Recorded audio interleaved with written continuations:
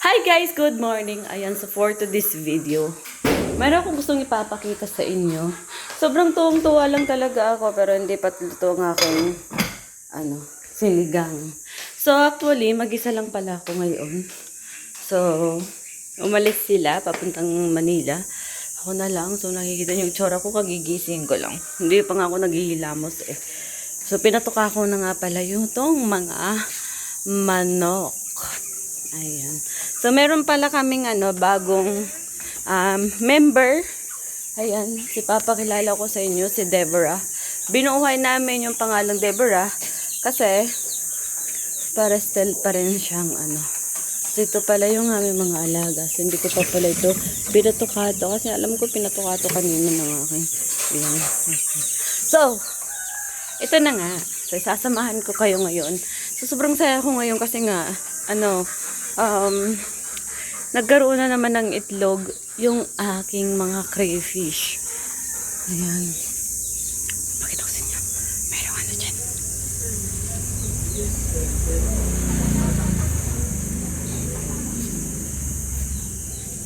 Tara.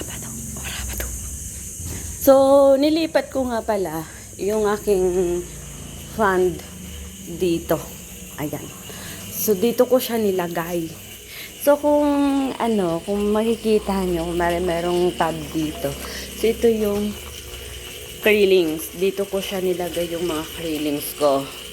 So, ngayon, mayroon akong nakita na isang crayfish na magbe-breeder na naman siya.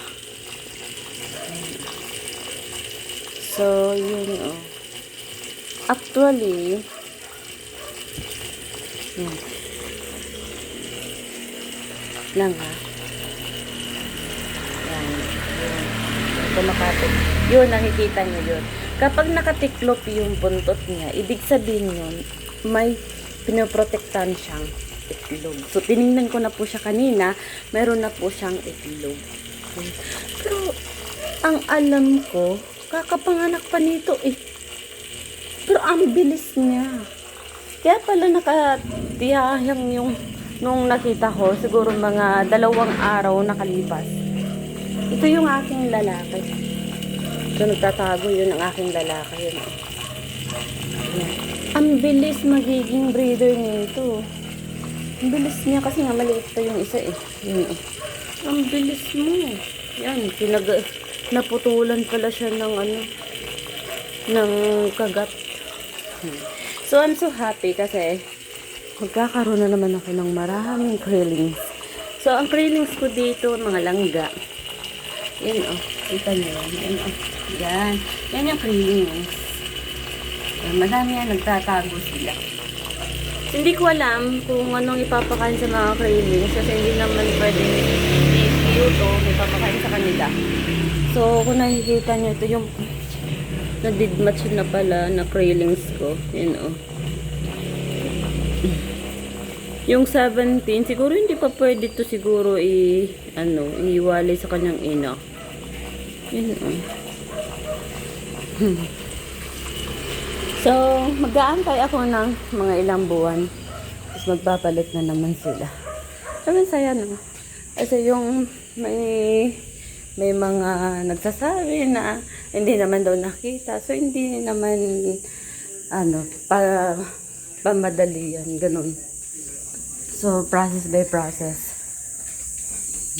Mag-aantay tayo kung kailan maging na. Kasi nga pet ko lang naman yan. Kung kayo ay mahilig mag-alaga ng mga pusa, mga aso, ganun din ako. Naging kahiligan ko na mag-alaga ng crayfish. Yung nakakatawa kapag madami eh. Ayan. So, si Deborah, ano nangyari sa iyo? So, ito na yung alaga ng Deborah. Si Deborah po yan. Ayun. So, mag-isa na lang ako dito ngayon sa bahay.